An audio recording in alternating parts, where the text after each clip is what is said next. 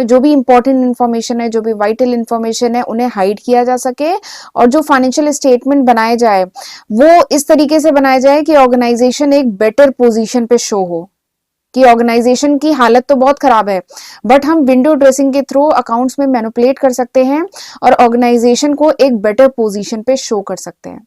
तो ये भी अकाउंटिंग में होता है। तो दिस इज नॉट करेक्ट, ऐसा नहीं होना चाहिए, ठीक है, बट इट इज पॉसिबल, ये किया जा सकता है। तो this is the fifth limitation of accounting is accounting में lead to window dressing. Accounting में विंडो ड्रेसिंग भी हो सकती है, मैनिपुलेशन ऑफ अकाउंट भी किया जा सकता है, ठीक है। ओके, तो these where the few limitations of accounting. तो ये कुछ लिमिटेशन थी अकाउंटिंग के, ठीक है। आप इन वीडियोस को पॉज करके आराम से इन पॉइंट को नोट भी करिएगा, ठीक है। चलिए आगे बढ़ते हैं, देखते हैं यूजर्स ऑफ अकाउंटिंग इंफॉर्मेशन। ये जो अकाउंटिंग इंफॉर्मेशन है ये किन लोगों के लिए यूजफुल है, ठीक है। तो इसके जो यूजर्स हैं इन्हें दो कैटेगरी में डिवाइड किया गया है। पहला है internal users and second one is external users. Internal users कौन होते हैं? इंटरनल यूजर्स मतलब जो ऑर्गेनाइजेशन के अंदर के लोग हैं, ठीक है। जिसमें सबसे पहला कौन आता है? सबसे पहले आते हैं ओनर। ऑर्गेनाइजेशन के जो ओनर है, जिन्होंने कैपिटल कंट्रीब्यूट किया है, जिन्होंने पैसा लगाया है, वही तो सबसे ज्यादा रिस्क बियर कर रहे हैं, ठीक है।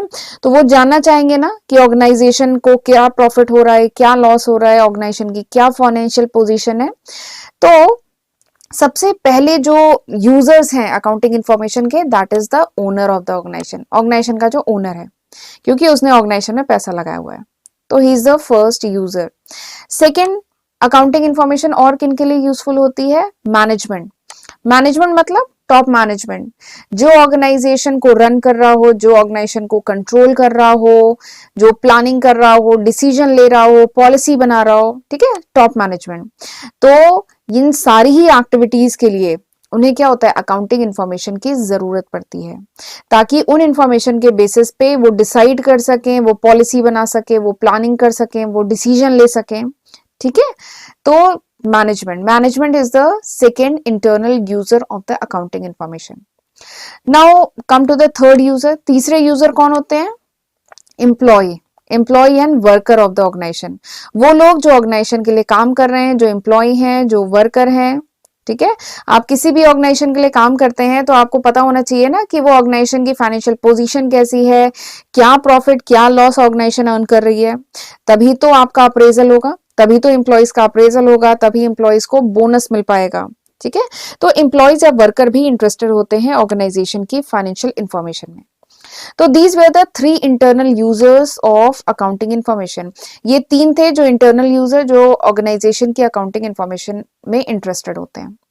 नेक्स्ट देखते हैं एक्सटर्नल यूजर्स कौन कौन से जो हैं। सबसे पहला है bank and financial institution. Bank या फाइनेंशियल इंस्टीट्यूशन जिन्होंने ऑर्गेनाइजेशन को लोन प्रोवाइड किया है, ठीक है, या लोन प्रोवाइड कर सकते हैं आगे चल के, वो भी ऑर्गेनाइजेशन की जो भी परफॉर्मेंस है इसको वॉच करते रहते हैं, ताकि वो इंश्योर करते हैं कि उनका जो भी उन्होंने लोन दिया है वो सेफ है कि नहीं है, उसकी रिकवरी हो पाएगी कि नहीं हो